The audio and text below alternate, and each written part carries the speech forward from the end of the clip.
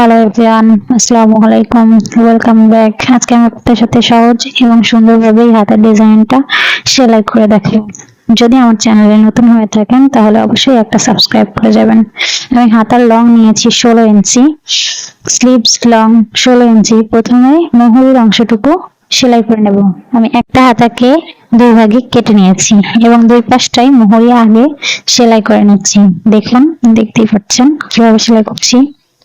সেলাই হয়ে গেলে দুইটা পার্ট ধরে উল্টা পাশে একটা সেলাই দেব, জোড়া দিব, যাকে বলি একটা জোড়া দিব। সেলাইয়ের কাজ শেষ। এবার আমরা ফিতা বানাবো।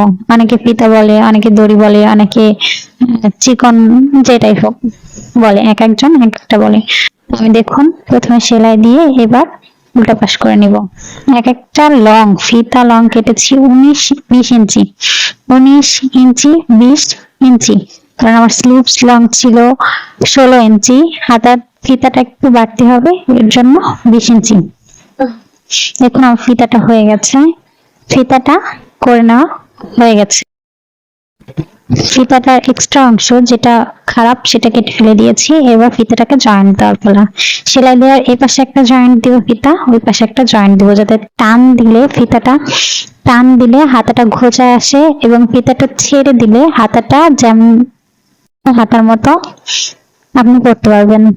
আর যখন ফিতাটা টান দিবেন তখন এটা ডিজাইনার হাতা বা ঘোচানো হাতা, অনেকে অনেক ভাবে বলে, সেভাবেই হবে। তো দেখুন আমি দুটো পাশেই কিন্তু সেলাই দিয়ে নিচ্ছি। ভিডিওটি ভালো লাগলে অবশ্যই একটি লাইক করবেন, চ্যানেলটিকে সাবস্ক্রাইব করবেন এবং একটি ছোট্ট কমেন্ট করা যাবেন। তো দেখুন আমার সেলাই কিন্তু হয়ে গেছে। এবার দেখুন ফিতাটা টান দিলে কিভাবে হাতাটা ঘোচাচ্ছে, আর ফিতাটা ছেড়ে দিলে দেখেন একটা নরমাল হাতে পরিণত হচ্ছে। জিনিসটা কিন্তু অনেক সুন্দর, আপনার বাসায় ট্রাই করতে পারেন। সিম্পলের ভিতর অনেক সুন্দর একটা হাতের ডিজাইন। Thank you.